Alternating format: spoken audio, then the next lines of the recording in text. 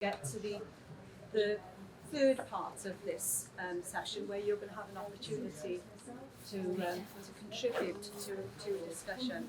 I don't know whether you know everybody that's in this little workshop. Maybe colleagues sat next to you haven't seen before. Just introduce yourself to the person next door if you don't know already. Or the person behind you. You don't know.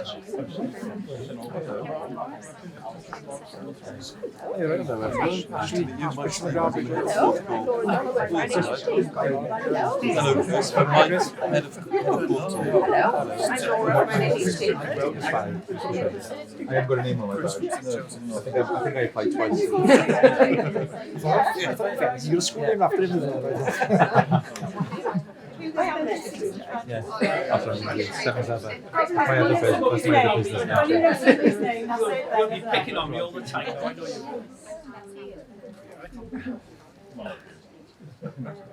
There we go. Just an opportunity for you to say hello to the person next to you.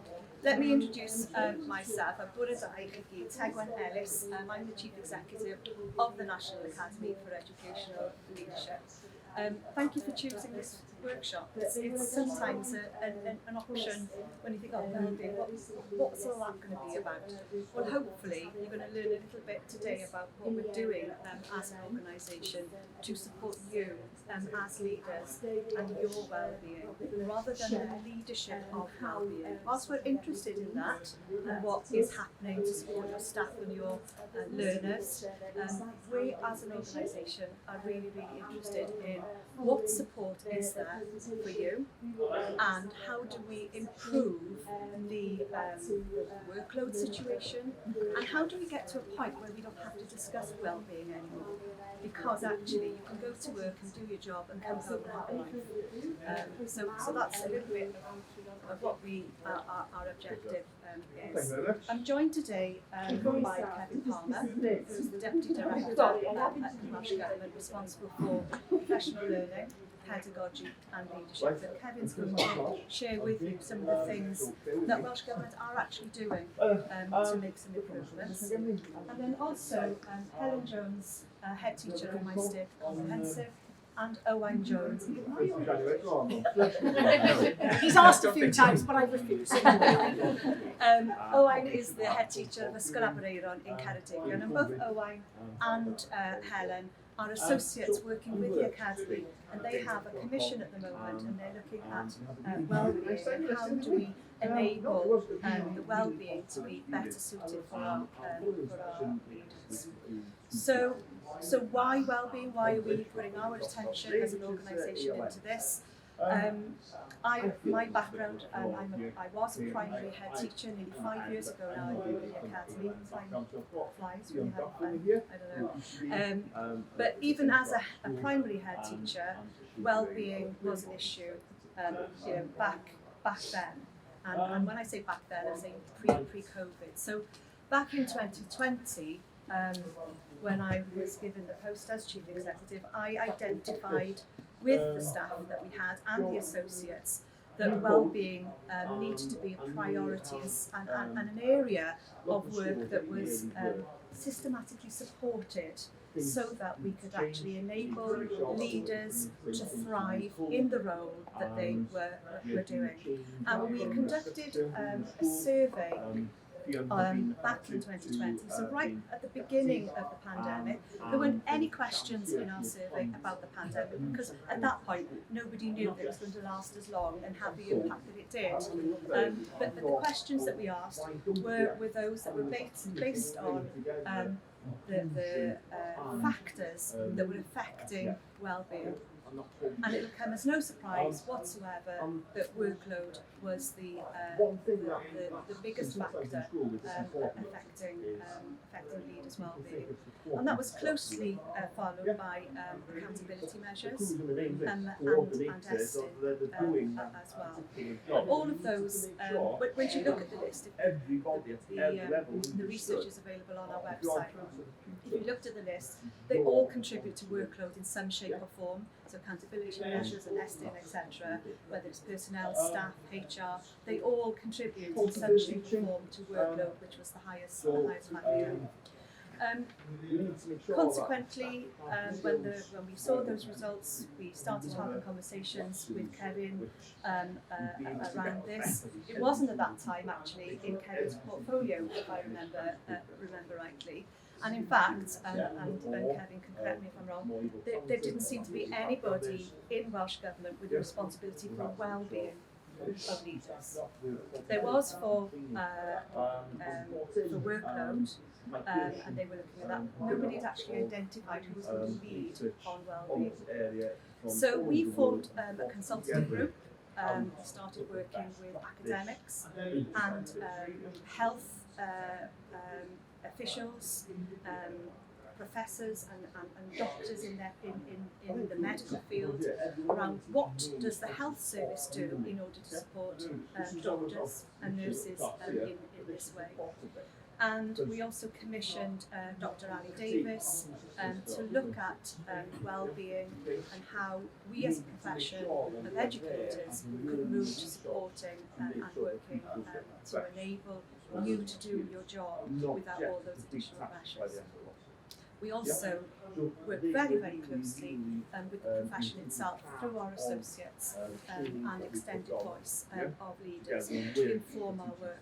So as an organisation, we don't provide professional learning. We're not here to work as a union, but we're here to amplify your voice in order to have an impact on the work that we do in a more strategic way, working very closely with policy at that level. So I'm happy to answer any questions, but I think if we move on and then maybe have a discussion, and I can come back and answer anything at the end if there's anything that you might want to have some information about. So I'll hand over to Kev, and Kev's going to tell you what Welsh Government have been doing in response to these discussions that we've started having with Welsh Government.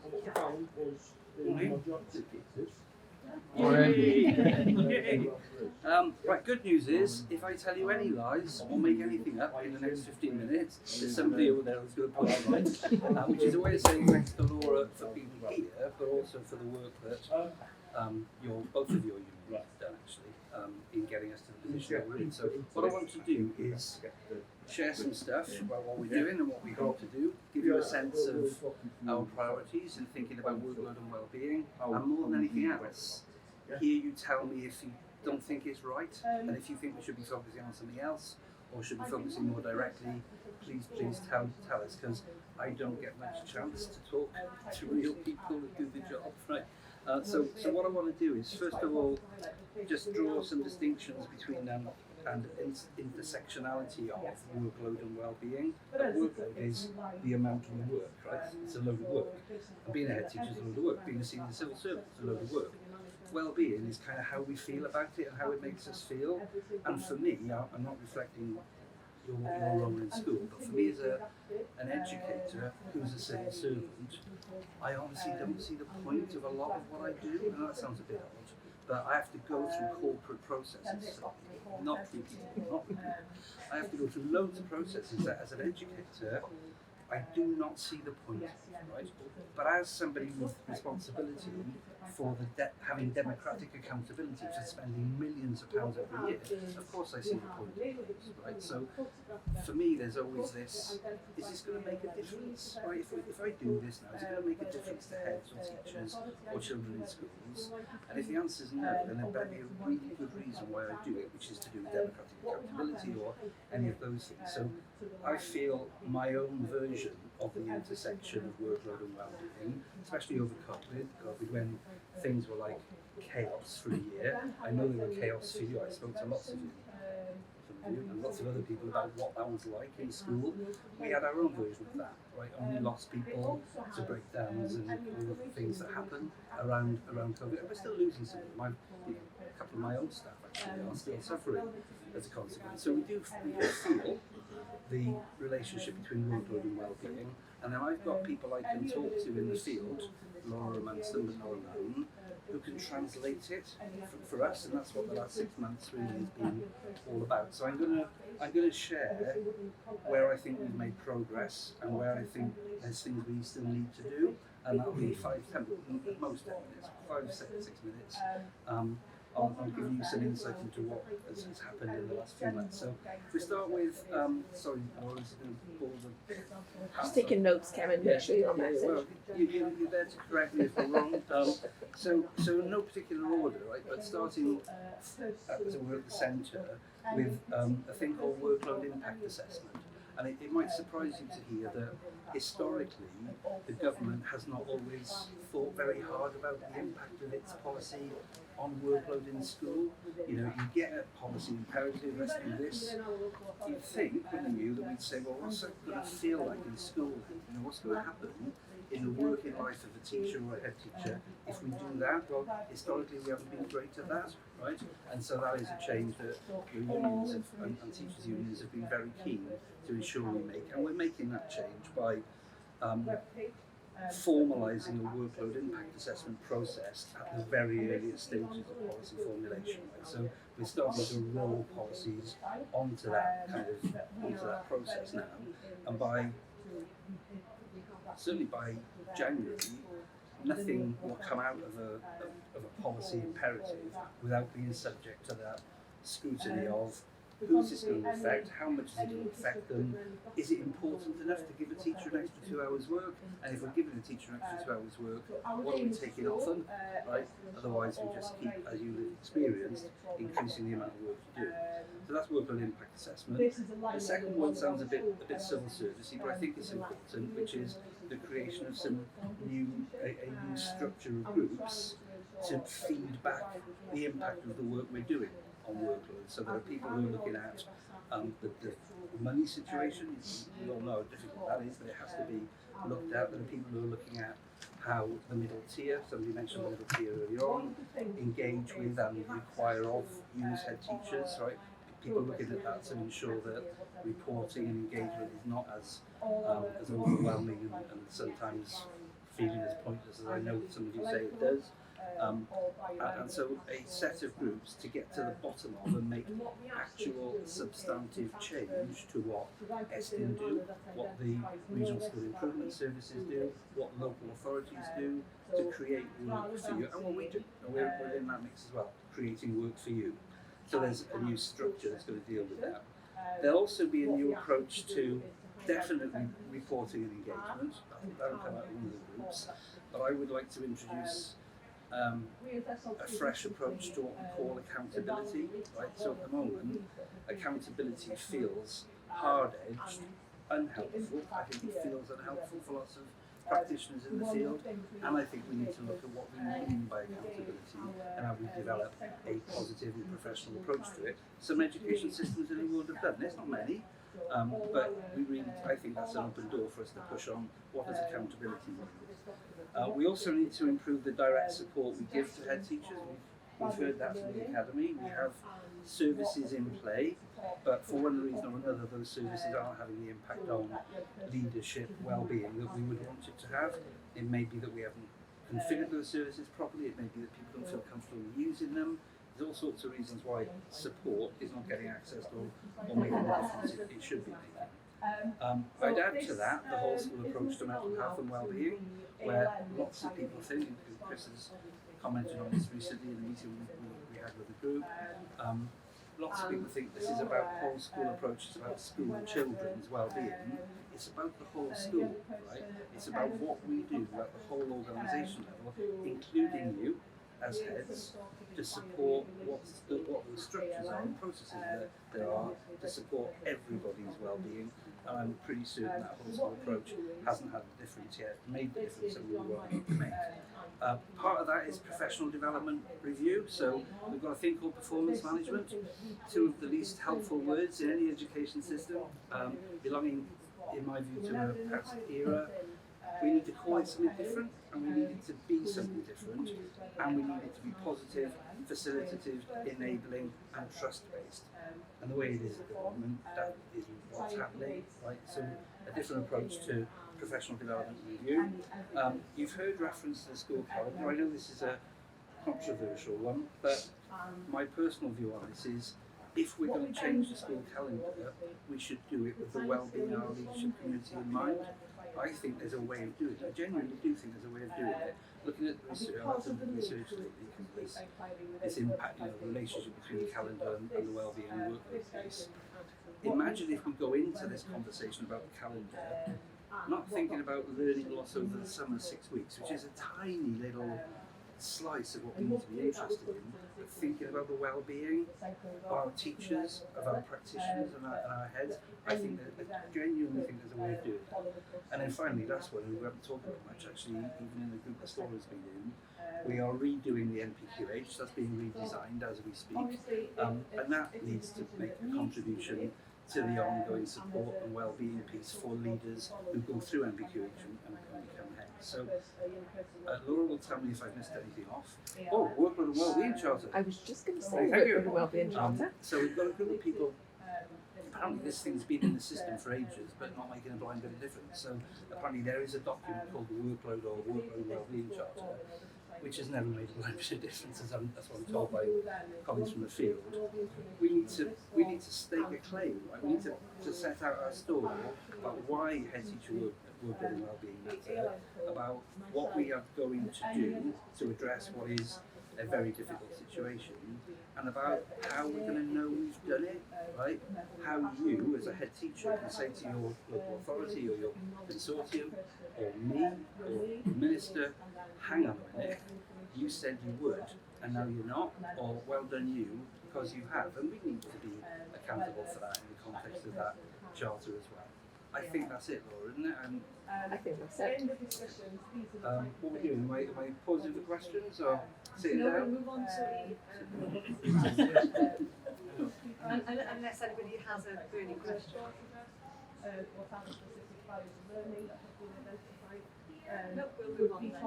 Right, well, it's lovely and it's very encouraging to listen to Kevin Palmer talk about what's already in the system, because I think that's part of what we're here to do today.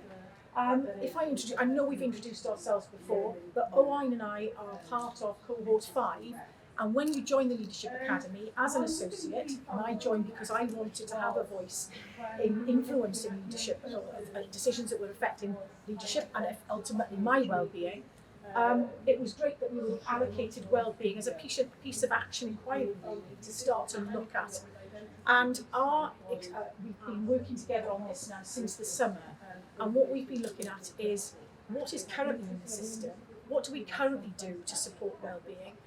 If you Google well-being at the moment, there are so many things that come up, particularly education, that this is going to get lost. But what we're hopeful is there's a commitment from Welsh Government to look at prioritising the well-being of leaders. And I think it is a very unique role, it is something that is completely different to, in addition to what teachers already do. I think it's really important that we recognise that and pause to reflect. We all share stories about how when we've got this on as an agenda item with our local wellbeing groups, so for example mine would be BASH, Gender Association of Secondary Heads. It started off as agenda item number 1. We didn't end up getting to talk about it because we talked about budgets, we talked about exclusions, we talked about attendance. And it was the thing that was pushed back. And I think that's a really interesting, and I know anecdotally that's not just happening in my local authority, it's happening elsewhere as well. We don't prioritise our own well-being. So one of the things that we're hoping to do today is discuss the proposals for the Wellbeing Charter that Kevin Palmer's referenced.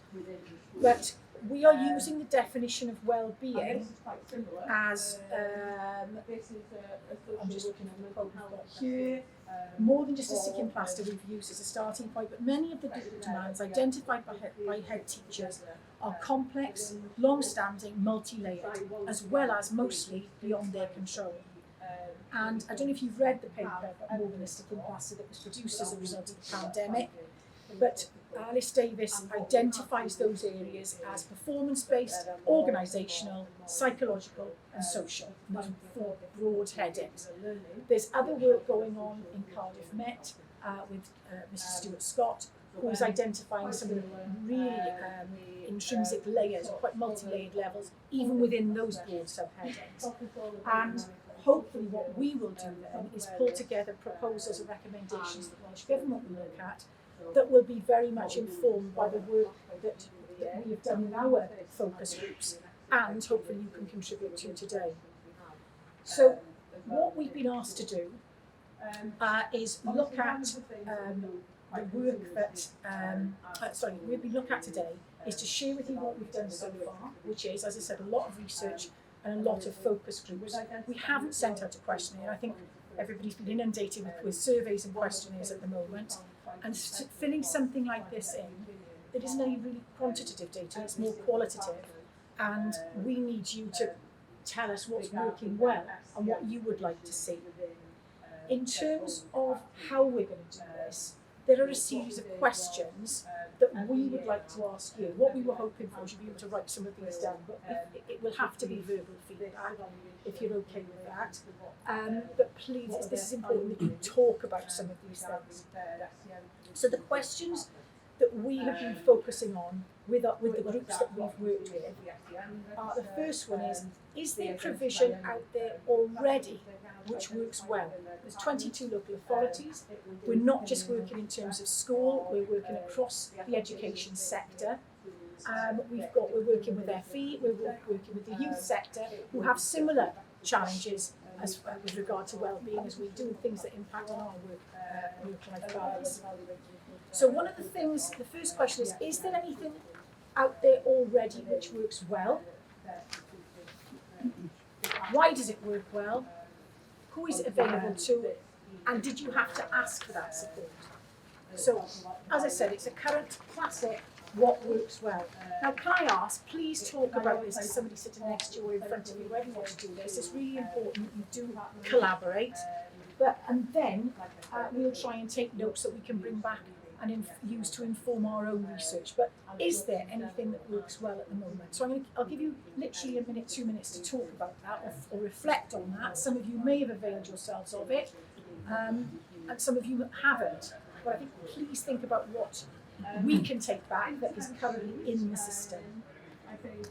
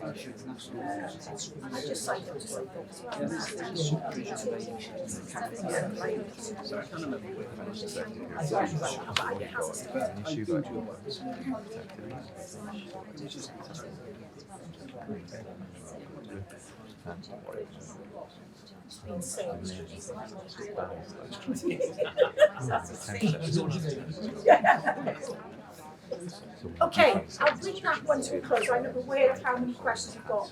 Thank you so much for participating and doing this as we'd like.